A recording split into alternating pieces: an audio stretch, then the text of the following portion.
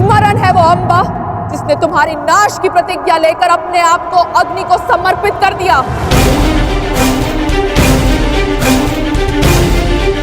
हाँ भीष्म, मैं उसी अम्बा का पुनर्जन्म हूं। शिखंडिनी, शिखंडिनी, शिखंडिनी।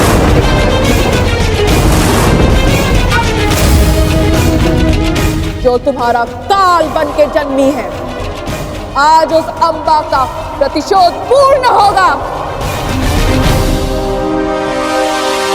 आज मैं तुम्हें मृत्यु दूंगी।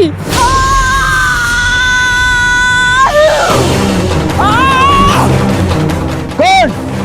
पितामह को बचाओ, रोको उसे।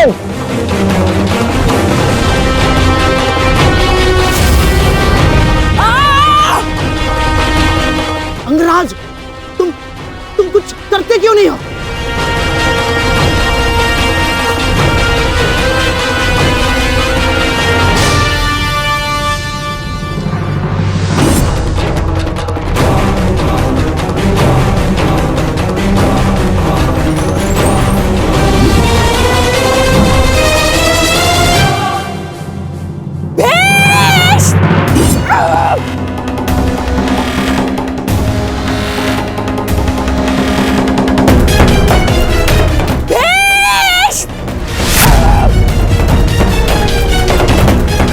दिखा के बच नहीं पाओगे भीष्म।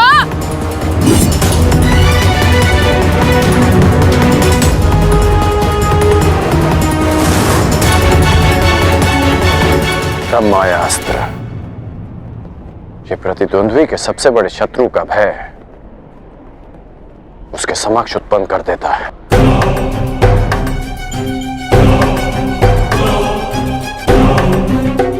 आज मैं तुम्हारे हर एक प्रतिबिंब का नाश कर दूंगी।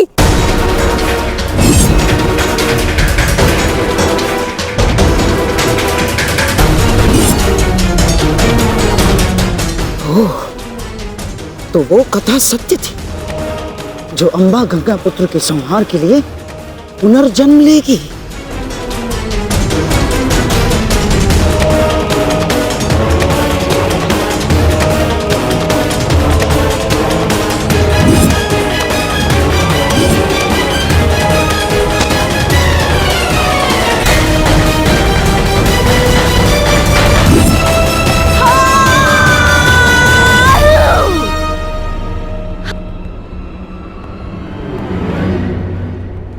मुझे मेरा प्रतिशोध लेना है।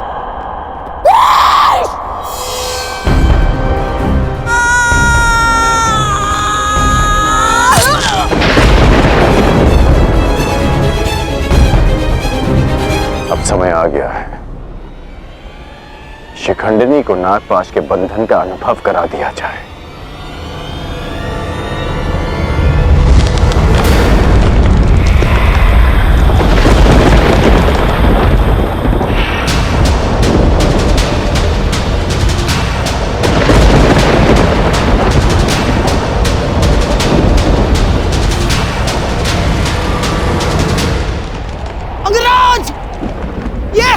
ये कैसा विघ्न है अंगराज?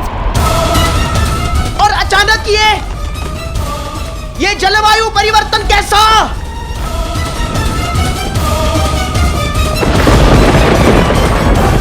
और वो भी केवल हमारी सेना पर अंगराज। अंगराज, उधर पांचाल की सेना के ऊपर का आकाश तो स्वच्छ है। अब ये किस शत्रु की माया है अंगराज? ये सब क्या हो रहा है सूर्यदेव?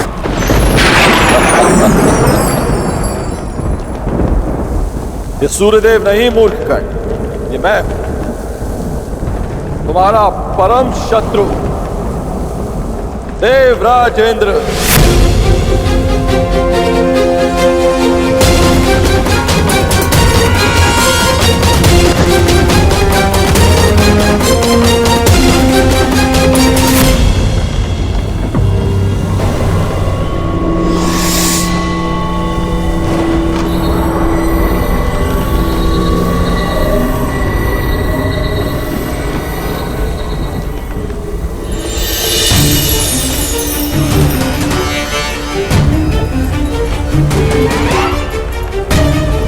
सूर्यदेव, ये आप क्या कर रहे हैं? अब क्यों मेरे मार्ग में आ रहे हैं?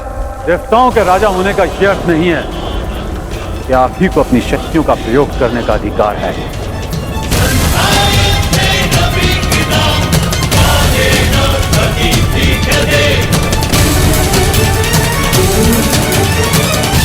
परंतु सूर्यदेव, आप क्यों मेरे मार्ग में आ रहे हैं? प्रश्न मेरा भी यही है। हस्तिनापुर की सेना पर आप अपना क्रोध क्यों जता रहे हैं? सूर्यदेव, मैं तो केवल अपने पुत्र के मार्ग में आए अर्चन को हटा रहा, और मैं भी अपने पुत्र की सहायता करने का प्रयत्न कर रहा हूं। आपका पुत्र? ये सूत पुत्र नहीं, सूर्यपुत्र कर्ण। माना आप देवताओं के राजा हैं, परंतु आप भी त्रिदेव द्वारा ही संचालित होते हैं।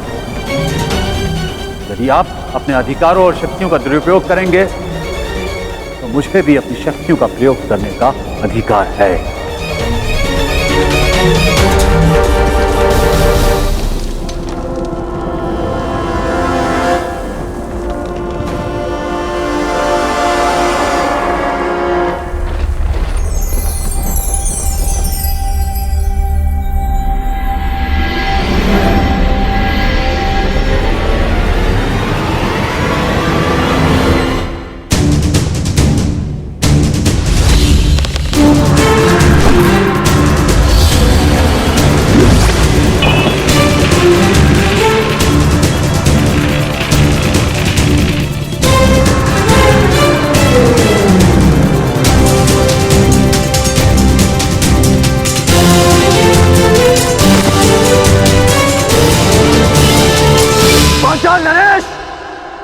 यदि अपने राज्य का विध्वंस नहीं चाहते हो तो अपनी पराजय स्वीकार करो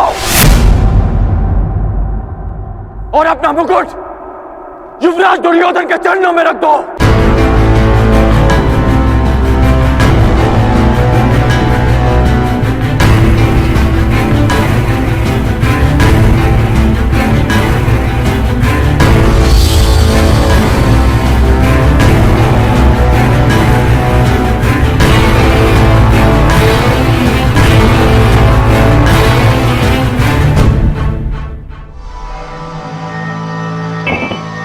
मामा श्री, आज इस विजय से मेरी उस पराजय के अपमान का दंश मेरे हृदय से निकल गया।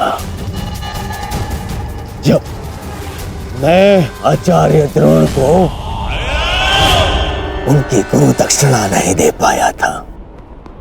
मेरा सम्मान स्वीकार कीजिए वीरांगना। निश्चित रूप से आप एक महान योद्धा हैं।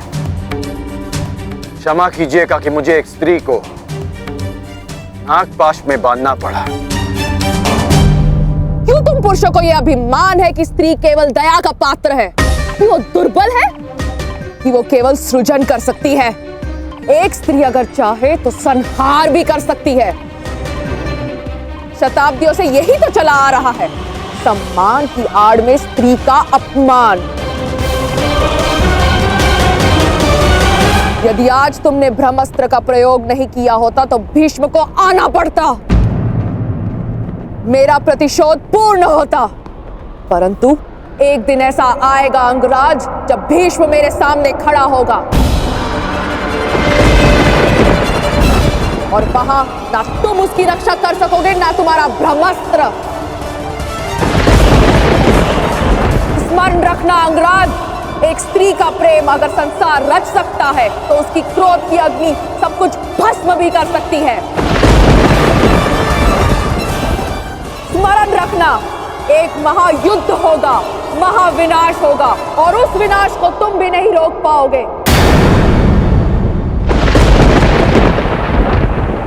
जहां तुम भी अपने घुटनों पर बैठकर अंतिम सांस लोगे।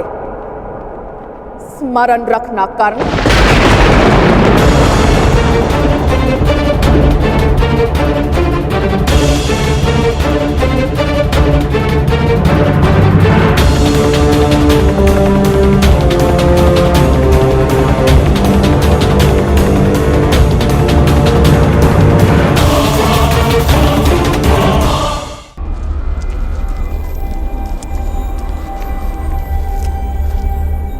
बड़ा भयंकर युद्ध था अग्रराज। महादेव की कृपा से समाप्त हुआ और हमारी विजय हुई।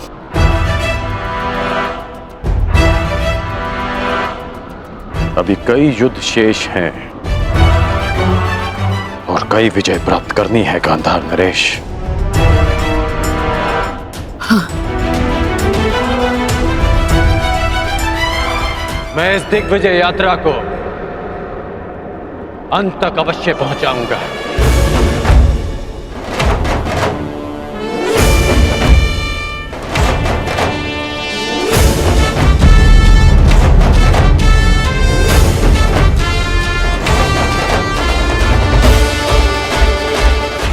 आखिर कब इस कर्ण का विजय रथ रुकेगा?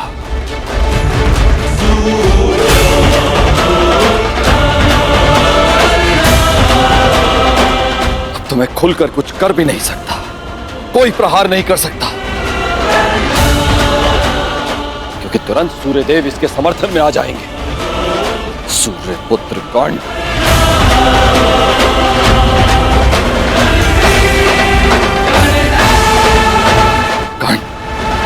पांचाल पर विजय कर मगध की ओर बढ़ता जा रहा है। और वहां मेरा पुत्र अर्जुन घोर तपस्या करके भी महादेव को प्रसन्न नहीं कर पा रहा। ओम नमः शिवाय।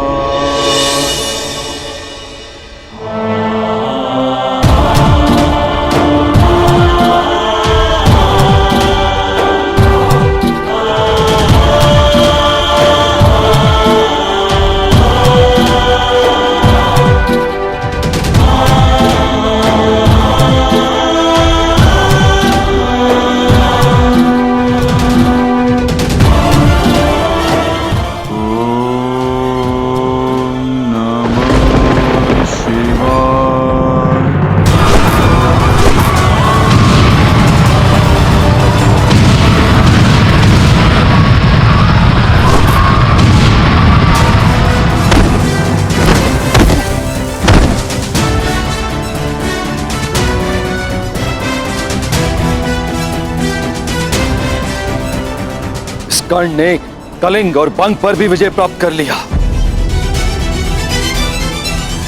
अधिक से अधिक शक्तिशाली होता जा रहा है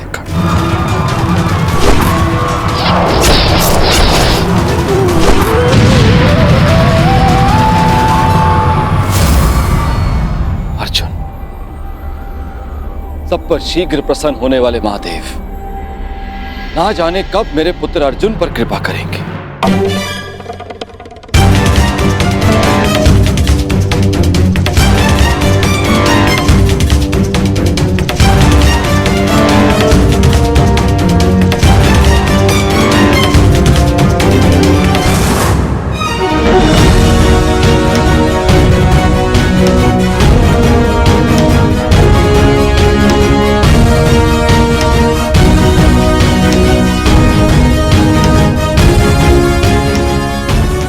वनवास के 10 वर्ष पूर्ण हो चुके।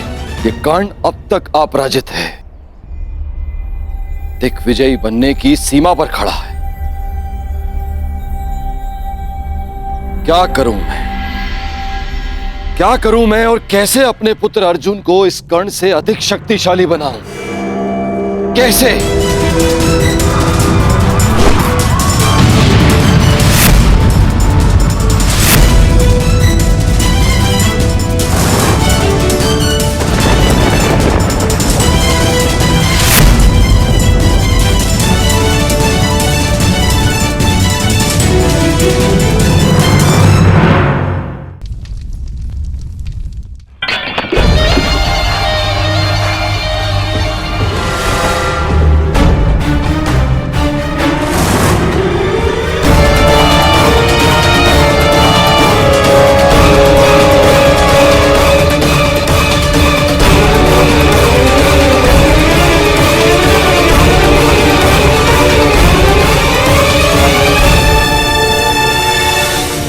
बंग, छेदी, कलिंग, मगध, त्रिगत, मत्स्य,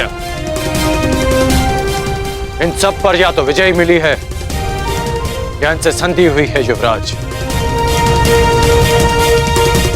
आपके चरणों में भारत के सारे राजाओं के मुकुट प्रस्तुत हैं। कुछ ने स्वेच्छा से दिए हैं और कुछ के शीश काट कर लाए गए हैं। असत्य भाषण तुम जैसे वीर पुरुष को शोभा नहीं देता अंगराज। अभी तक दिग्विजय संपन्न नहीं हुई है, क्योंकि इन मुकुटों में एक मुकुट तो है ही नहीं। उग्रसेन का मुकुट अंगराज। द्वारका अंगराज, द्वारका। अभी तक तुम्हारा द्वारका पर विजय पाना शेष है अंगराज। और द्वारका पर विजय पाए बिना मेरे सम्राट दुर्योधन की दिग्विजय अधूरी होगी अंगराज।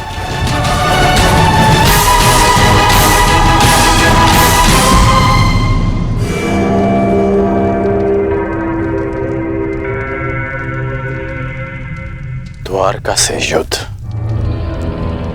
यानी वासुदेव से द्वंद्व। क्या आप नरसंहार का प्रण लेकर हस्तिनापुर से निकले थे गांधार नरेश?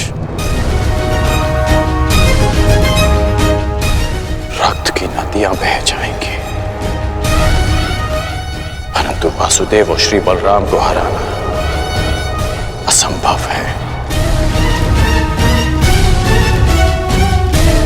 लोग इन्हें यूं ही अवतार नहीं कहते।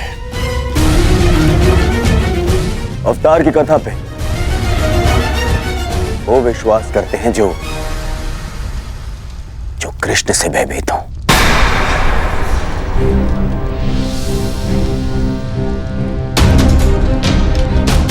तुमने ही कहा था ना मित्र कि भावी युद्ध के लिए शक्तिशाली राजाओं को अपने समर्थन में लेना आवश्यक होगा।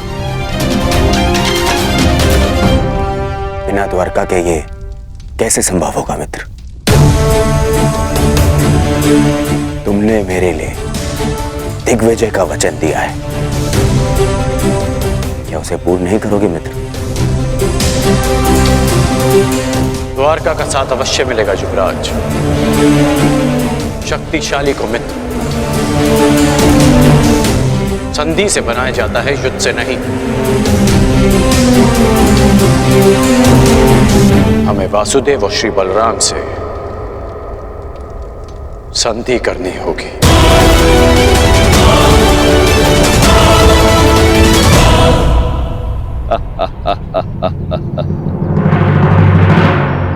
द्वारका से संधि? द्वारका से तुम्हारी संधि नहीं होने दूंगा कर्ण। तुम्हारे विनाश का जो अवसर मैं खोज रहा था वो तुमने स्वयं मुझे दे दिया है। अब देखना बलराम कैसे तुम्हारा विनाश करेंगे। ना ही ये सूर्यदेव बलराम के आगे कुछ कर पाएंगे और ना ही गोवर्धन उठाकर मुझे नीचा दिखाने वाला वो वासुदेव कृष्ण।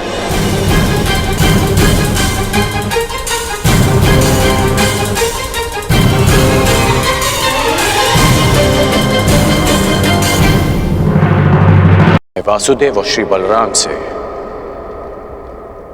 संधि करनी होगी। द्वारका से संधि?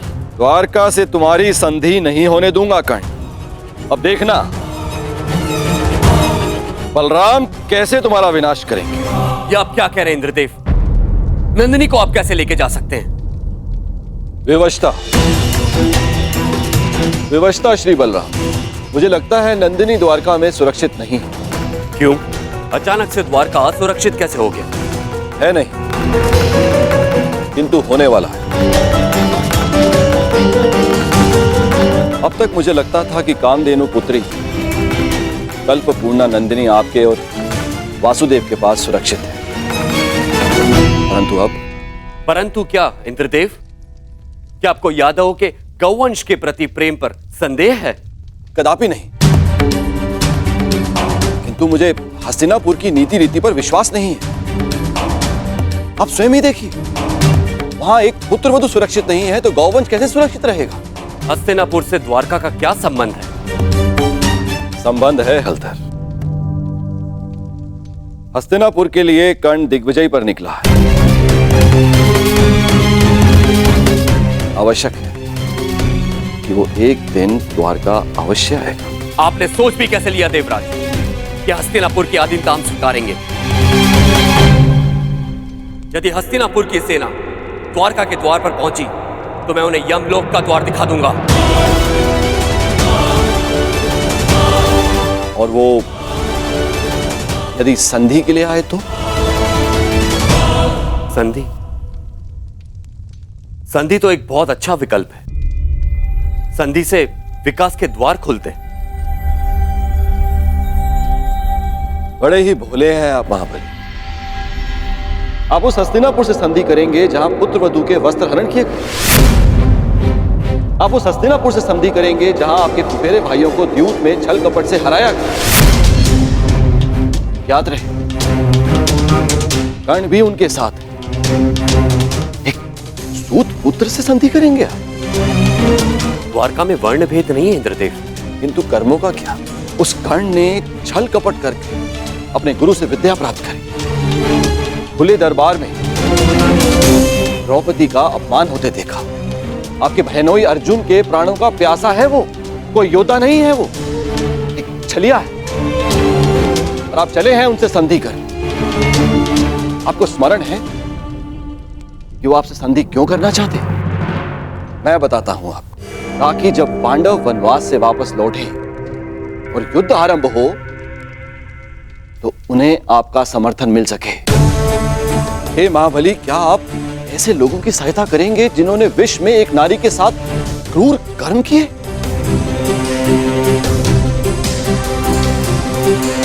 तो और क्या विकल्प हो सकता है इंद्रदेव? यदि कोई मित्रता का हाथ बढ़ाने के लिए आपके घर तक आए तो आप उसे कैसे ठुकरा सकते हैं? यदि मित्रता का अवसर ही ना दिया जाए तो?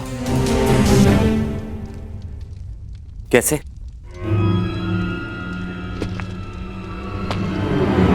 अश्वमेघ यज्ञ से, इससे पहले कि वो कर्ण द्वारका पहुंचे, आप अपने नाना श्री के प्रतिनिधि बनकर यज्ञ आरंभ कीजिए। अश्व छोड़िए। यदि कर्ण ने उस अश्व को जाने दिया तो वैसे ही हस्तिनापुर आपका अधीन हो जाएगा। और यदि रोक लिया तो आप युद्ध करके उसका नाश कर सकते हैं। ये अच्छा विकल्प है।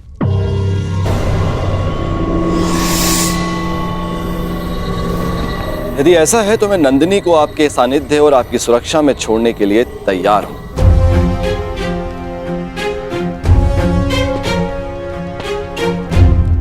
दाऊ,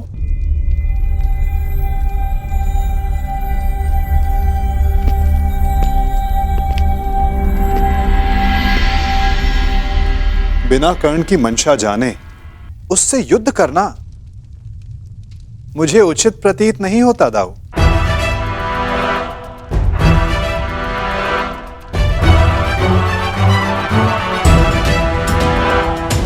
मुझे ऐसा प्रतीत होता है कि आप नंदिनी की सुरक्षा करने में समर्थ नहीं।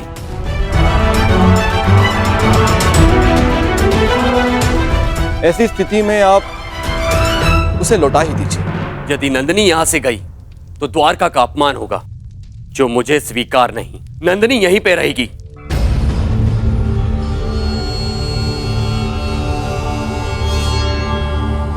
अश्वमेघ यज्ञ का आयोजन होगा कन्हैया। ये तुम्हारे ज्येष्ठ का आदेश है।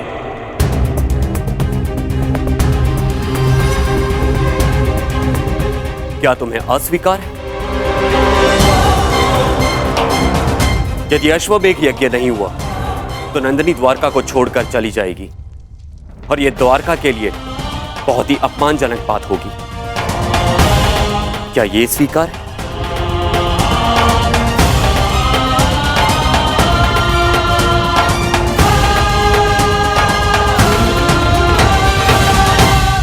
मैं आपके आदेश के परे कहां हूं दाऊ। जैसी आपकी इच्छा।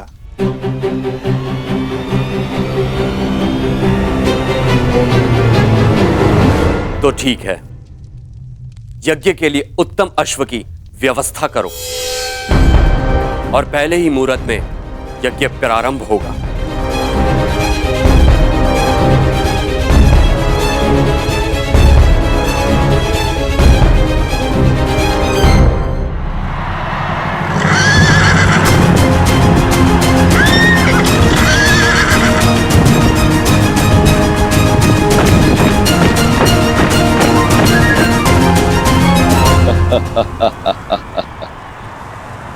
इसे कहते हैं समय का चक्र। हर मोड़ पर तुमने मुझे पराजित किया है कर्ण, लेकिन अब तुम्हारे पास कोई विकल्प नहीं। यदि द्वारका के अश्व को जाने दिया तो भी तुम्हारी पराजय होगी, और रोक दिया तो बड़े भ्राता बलराम तुम्हारा वध करेंगे, जिसे स्वयं अनुज कृष्ण भी नहीं रोक सकेंगे।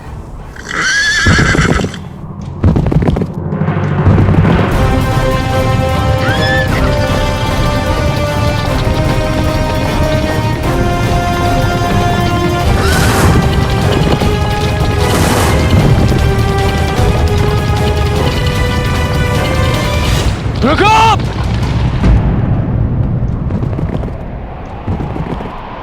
क्या हुआ मित्र? रुकने का संकेत क्यों किया? द्वारका के निकट ही है। अश्व के पश्चात के स्वर सुनाई दे रहे हैं युवराज। ये अश्व की नहीं, तुम्हारे पतन की पश्चात है ये कर्ण।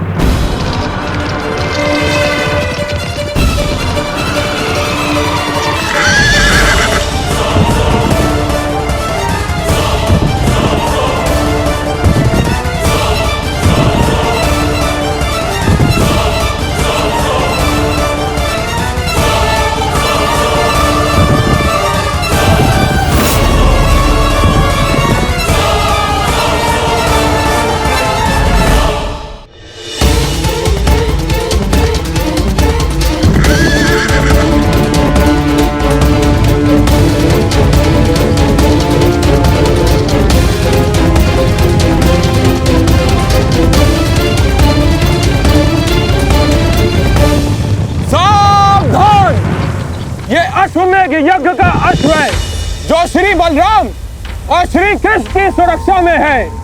इसे रोकने वाला नारायणी सेना के साथ युद्ध को निमंत्रण देगा। अंगराज, ये अश्वमेध यज्ञ कर रहे हैं तो हम भी दिग्विजय यात्रा पर निकले हैं। रोक लो ये अश्व, हो जाने दो युद्ध। आज उस छलिए कृष्ण को भी हस्तिनापुर के वाणों का स्वाद चखने दो। नहीं मामाश्री, बात केवल कृष्ण की नहीं, हलधर बलराम की भी है। एक बार बलराम ने हमारी मित्रता स्वीकार कर ली, फिर जीवन भर पांडव हमारे समीप नहीं आ पाएंगे और ना ही कृष्ण हमारा कुछ भी बिगाड़ पाएगा। कर्ण, बलराम जैसे महाबली वीर से अभद्रता उचित नहीं। नहीं दुर्योधन, ना। आज इस अश्व को यूं ही जाने दिया तो सारे भारतवर्ष में यह संदेश जाएगा, यादवों का वर्चस्व स्वीकार कर लिया है हस्तिनापुर ने। ना मेरे सम्राट, ना। कर्ण, तुम हस्तिनापुर की सेना के सेनापति हो, स्मरण रहे। तुम्हारी विजय मेरे सम्राट दुर्योधन के नाम अवश्य होगी, परंतु तुम्हारी पराजय तुम्हारे मस्तक का ही कलंक बनेगी। कर्ण, स्मरण रखना। सोच क्या रहे हो कर्ण? रोक लो यह अश्व। कर्ण, यह अश्व रोक लो।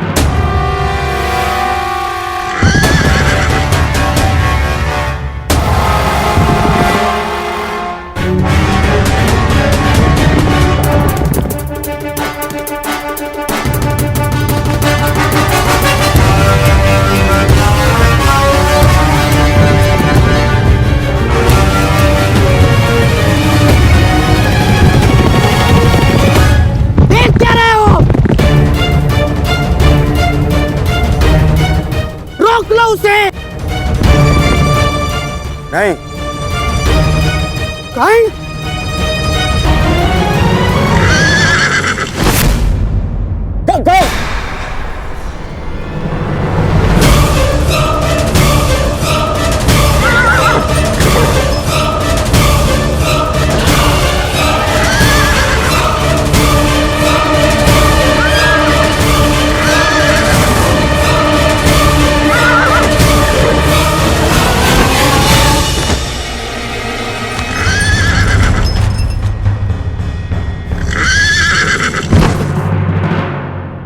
ये तुमने क्या किया मित्र? कब श्री बलराम का कोप सेना होगा हमें?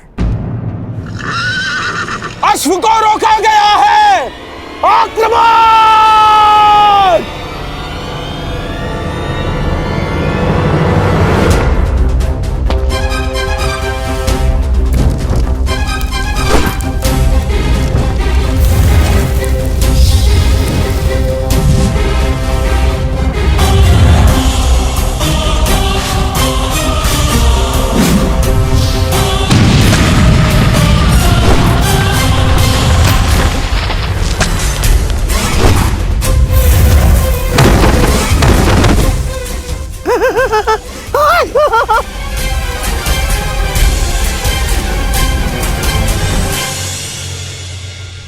ठीक कहा था देवराज ने।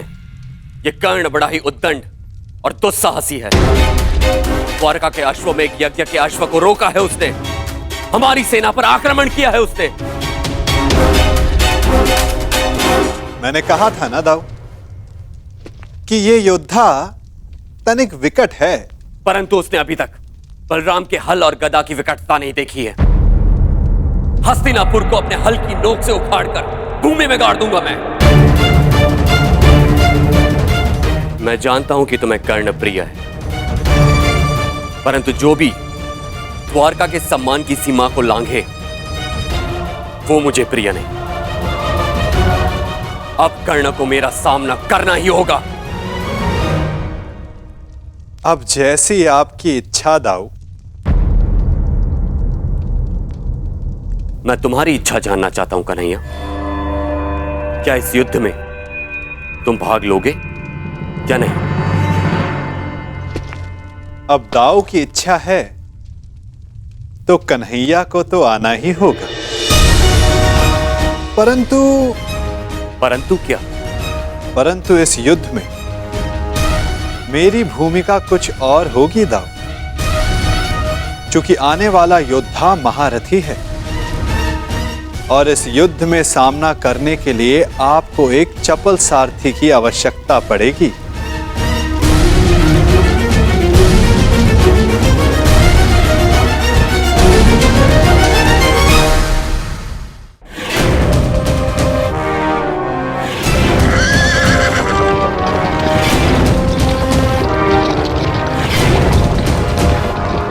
लो सम्राट, ये छलिया सारथी बनकर आया है, अर्थात शस्त्र नहीं उठाएगा।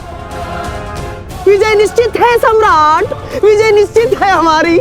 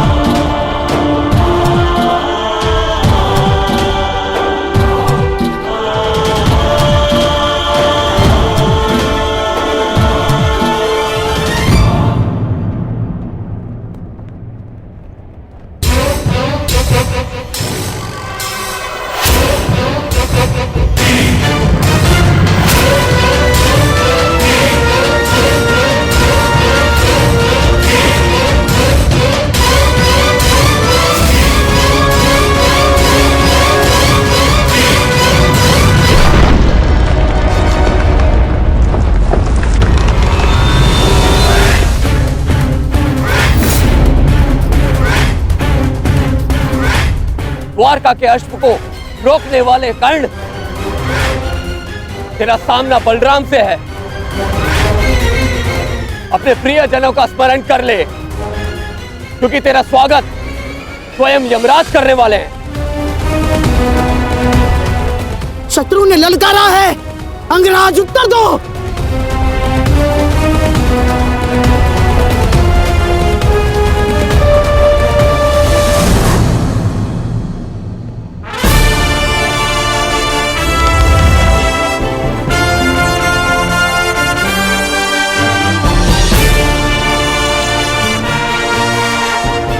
इस छलिए कृष्ण ने हमारे कई बनते काम बिगाड़े हैं दुर्योधन। आज इसकी पराजय का आनंद हम उठाएंगे। द्वारका का पतन होगा।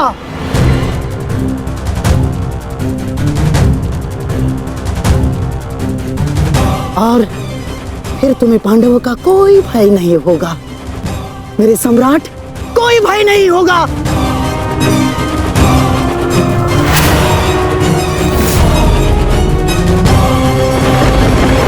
बाण संधान करो कर्ण।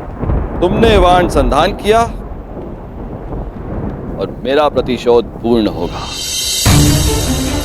आज मेरे एक परम शत्रु की हार निश्चित है, या तुम्हारी या कृष्ण की।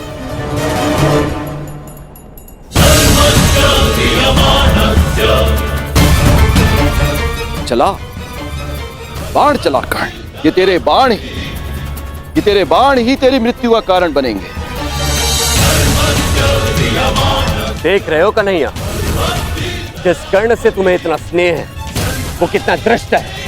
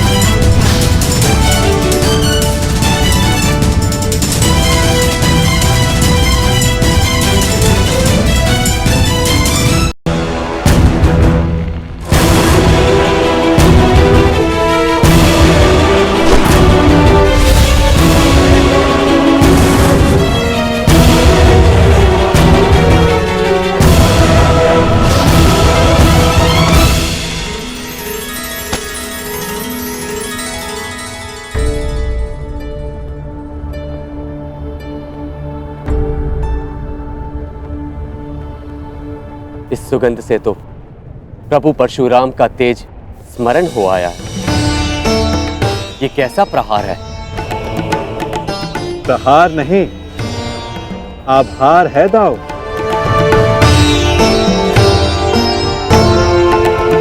कहा था ना कि आने वाला योद्धा तनिक भिन्न होगा। हस्तिनापुर के युवराज की ओर से मैं परशुराम शिष्य राधेकर्ण श्री बलराम और वासुदेव को नमन करता हूं।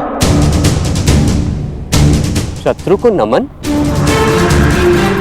जिस प्रकार आकाश में आया हर मेघ वर्षा नहीं लाता, उसी प्रकार आगे बढ़ने वाला हर पग शत्रुता का नहीं होता हलदर।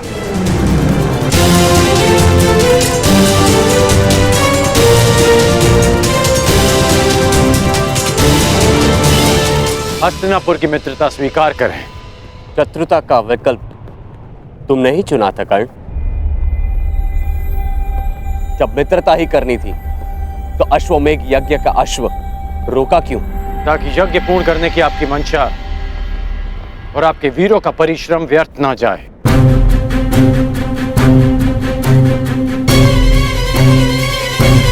इस अश्व को ध्यान से देखिए। इस अश्व का दायां कान कटा हुआ है।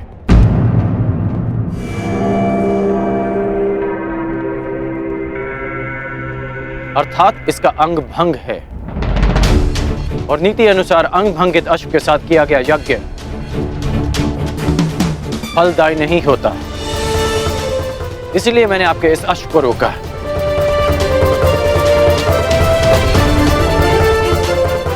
हलधर, मैं स्वयं आपको समझाना चाहता था, परंतु उससे पूर्व आपके वीरों ने मुझ पर आक्रमण कर दिया और कदाचित मुझे उसका उत्तर देना पड़ा। परंतु आपने स्वयं देखा होगा कि मैंने उन्हें केवल निशस्त्र किया, उनके प्राण नहीं लिए। तो तुमने मेरी सहायता करने के लिए अश्व रोका। अद्भुत, हम प्रसन्न हुए।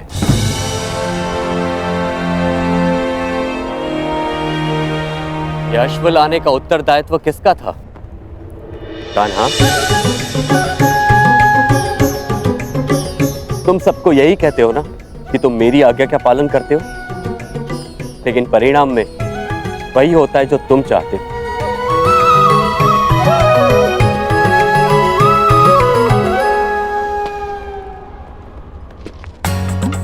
अब क्या करूं दाऊ, मेरा भाग्य ही ऐसा है। भाग्य नहीं, धूर्तता है तुम्हारी।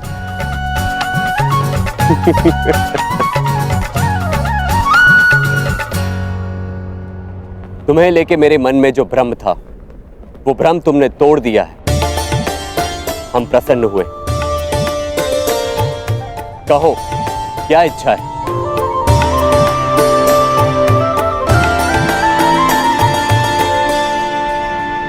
आपसे मित्रता की इच्छा है हलधर।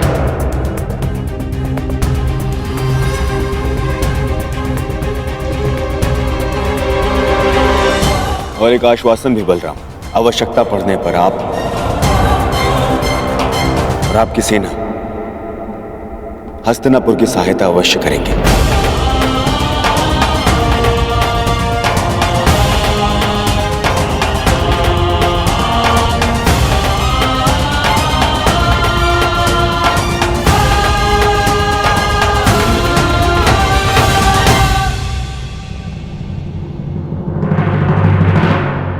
स्वीकार है।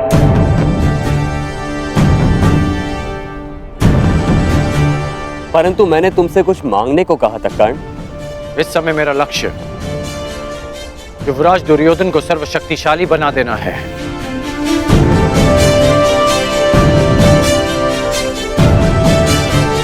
इसलिए मैं चाहता हूं कि आप युवराज दुर्योधन को गदा युद्ध की शिक्षा दें और इन्हें संसार का सर्वश्रेष्ठ गदाधारी बना दें। स्वीकार है।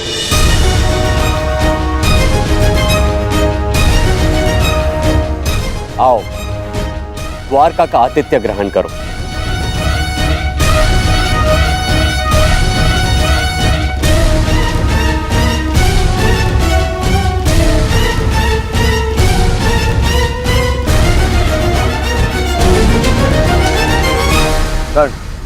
वरदान तुम्हें मिला था और तुमने उसे मेरे लिए उपयोग किया। आज तुमने एक बार फिर यह सिद्ध कर दिया कि संसार में यदि कोई मेरा सबसे बड़ा हितैषी है तो वो तुम हो कर्ण। मैं हस्तिनापुर का हितैषी हूं युवराज, और हस्तिनापुर युवराज का सेवक। मेरा धर्म हस्तिनापुर और आपको शक्तिशाली बनाना है। प्रणिपात युवराज।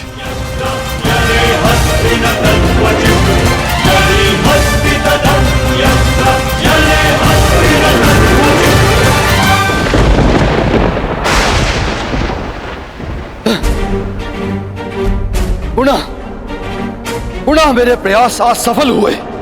मेरे इतने कठोर परिश्रम के बाद भी उस कर्ण को द्वारका का समर्थन मिल ही गया। उस कर्ण की दिग्विजय पूर्ण हुई। और अभी तक मेरे पुत्र अर्जुन को कुछ भी प्राप्त नहीं हुआ, कुछ भी नहीं। समय आ गया है, समय आ गया है, मुझे ही कुछ करना होगा। इस कर्ण के सौभाग्य को दुर्भाग्य में परिवर्तित करना होगा।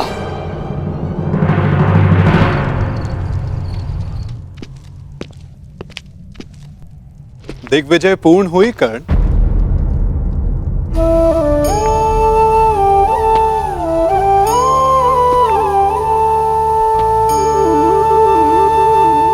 लगभग 12 वर्षों तक तुम लगातार युद्ध करते रहे हो। निश्चित रूप से थकान अनुभव हो रही होगी। विश्राम नहीं करोगे? मित्रा के लिए शरीर की थकान से अधिक मन की शांति होती है केशव। मेरा मन अशांत है। एक परिवर्तन का स्वप्न लेकर मैंने अपना जीवन प्रारंभ किया था। तू स्वयं ही परिवर्तित हो गया केशव।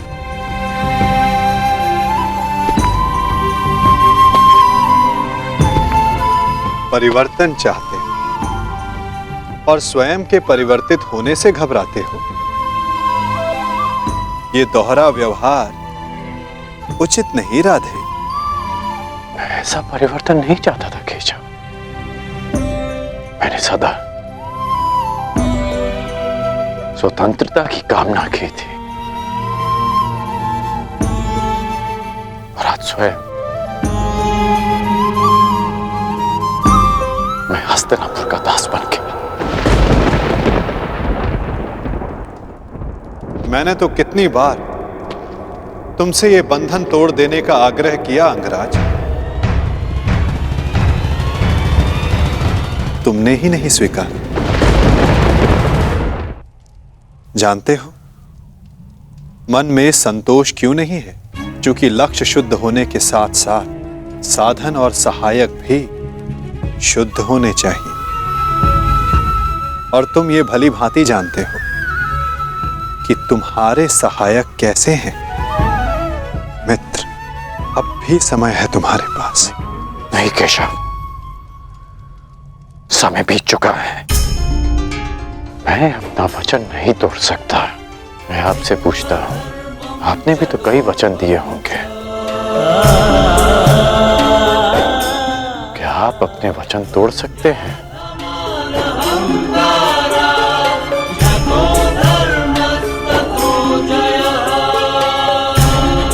कौन जाने मित्र, भविष्य में क्या छिपा है। तुम बताओ, अब दिग्विजय के पश्चात तुम क्या करोगे? केशव, मेरा मन अशांत है। सोच रहा हूं कि हस्तिनापुर जाने से पूर्व गुरु परशुराम के दर्शन करा। विचार उत्तम है मित्र, परंतु स्मरण रखना, कभी कभी अकेला यात्री मार्ग में भ्रम के जाल में फंस जाता है। प्रयास करना कि भ्रम के जाल में ना उलझ जाओ। केशव, जिस परिस्थिति में मैं हूं, कोई भ्रम मुझे क्या सताएगा।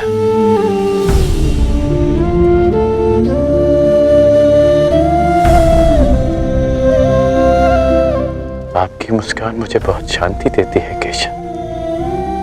आज्ञा दीजिए।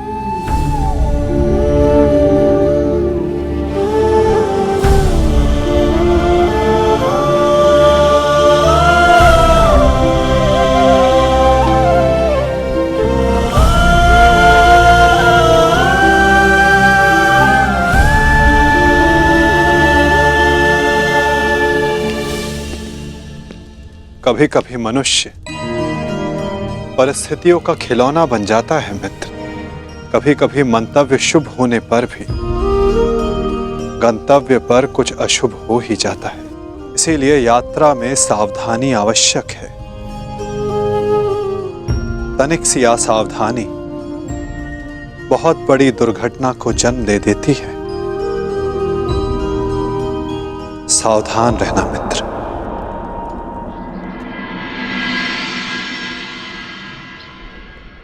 अपने गुरु से भेंट करने से मैं तुम्हें रोक नहीं सकता मित्र, परंतु मैं चाहता था कि तुम मेरे साथ में हस्तिनापुर चलो, मेरे इस दिग्विजय का सम्मान और सत्कार प्राप्त करो। युद्ध में बाण धनुष से चलाए जाते हैं युवराज, परंतु विजय सदा योद्धा की मानी जाती है। उसी भांति दिग्विजय आपकी है, मैं तो केवल एक निमित्त मात्र हूं।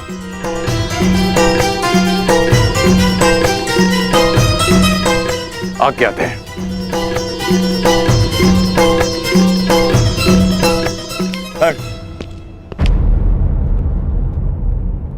अपने मित्र को हार कर ये दिग्विजय अधूरी है मित्र। 12 वर्ष बीत गए। इन 12 वर्षों में तुमने मेरे लिए धनुष उठाए, परंतु कभी दृष्टि नहीं उठाई। ढाल बनकर मेरे शरीर की रक्षा की है, परंतु मित्र बनकर कभी गले नहीं लगाए।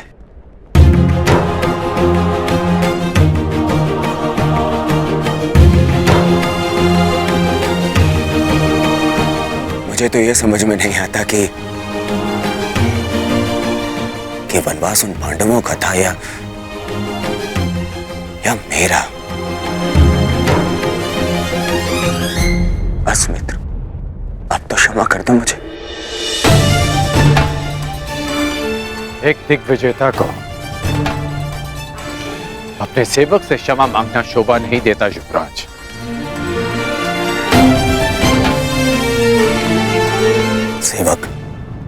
सेवक ऐसे 100 दिग्विजय न्यौछावर कर सकता हूं तुम्हें एक बार गले लगाने के लिए। बस एक बार मेरी आंखों में देखकर मुझे मित्र पुकार के एक बार गले लगा लो मित्र।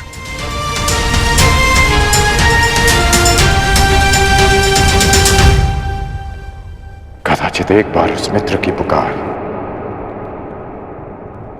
युद्ध भवन में भी सुन ली होती है आपने युवराज।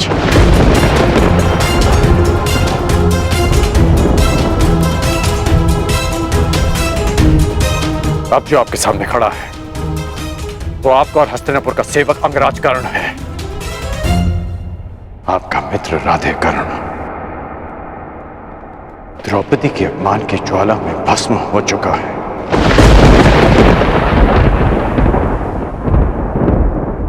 और जो भस्म हो जाते हैं वो किसी को गले नहीं लगा पाते।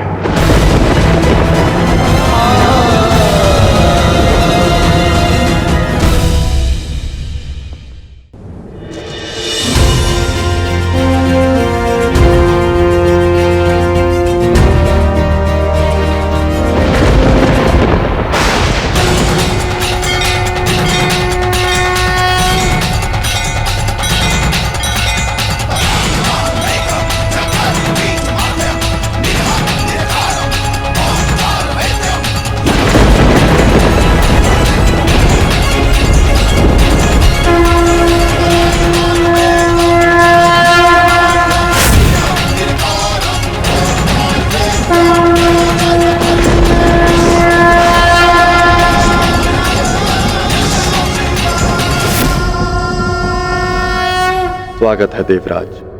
आपके पदचाप ने आपके आने की सूचना दे दी थी मुझे। मेरे पदचाप तो आपने सुन लिए महादेव, परंतु 12 वर्षों से पुकार रहे मेरे पुत्र अर्जुन के स्वर आपके कानों तक क्यों नहीं पहुंचे? क्यों उसकी तपस्या का ताप आपके मन को नहीं पिघला सका? यदि अर्जुन आपका पुत्र ना होता तो क्या तब भी आप उसका कष्ट लेकर मेरे पास आते? स्वीकारता हूं कि मुझे मेरे पुत्र से मोह है, परंतु सबको होता है। अब स्वयं ही बताइए, क्या दोष है मेरे पुत्र अर्जुन में, या उसकी इच्छा पूरी कर सकने के योग्य नहीं? देवराज, वृक्ष पर लगे फल को खाने की इच्छा करने वाले को मात्र वृक्ष पर लगे फल को तोड़ने का परिश्रम करना पड़ता है। मोती की आकांक्षा करने वाले को सागर के तल तक जाने का परिश्रम करना पड़ता है। ठीक उसी प्रकार अमृत पीने की इच्छा करने वाले को भी गहन साधना का विष पीना पड़ता है। आपका पुत्र मुझसे पशुपतास्त्र की इच्छा रखता है। ये विध्वंसकारी अस्त्र उसे देने से पहले ये जान लेना आवश्यक है कि क्या वो उसके योग्य है। शक्तियों के साथ साथ उत्तरदायित्व भी बढ़ता है।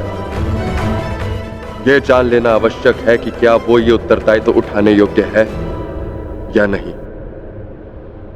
पशुपतास्त्र पाना है, कई परीक्षाओं का सामना करना पड़ेगा अर्जुन को। अपने पुत्र के मोह में आपने क्या क्या किया है, मुझसे कुछ छिपा नहीं। पूरे पुत्र को नीचा दिखाने के लिए आपने देवराज पद की गरिमा को किस तरह लांछित किया है, भली भांति जानता हूं। देवराज, यदि एक पिता अपने पुत्र की परीक्षा लेता है तो पुत्र प्रशंसा पाता है। जब एक पिता पुत्र की प्रशंसा करता है तो पुत्र केवल परीक्षा पाता है। आशा है कि अगली भेंट देवराज इंद्र से होगी, पुत्र मोही पिता से नहीं।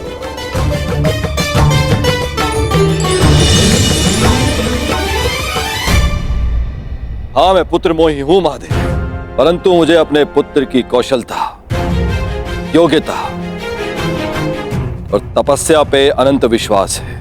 आपकी प्रत्येक परीक्षा में मेरा पुत्र अवश्य सफल होगा। किंतु जिस कारण आपने उस कर्ण के लिए देवराज इंद्र को अपनी दृष्टि नीचे करने पर विवश कर दिया, कर्ण को ऐसे परीक्षा में डालूंगा कि वो कभी सफल नहीं होगा। उस दिग्विजय कर्ण को दिशा विहीन कर दूंगा, महाशाप दिलाऊंगा उसे।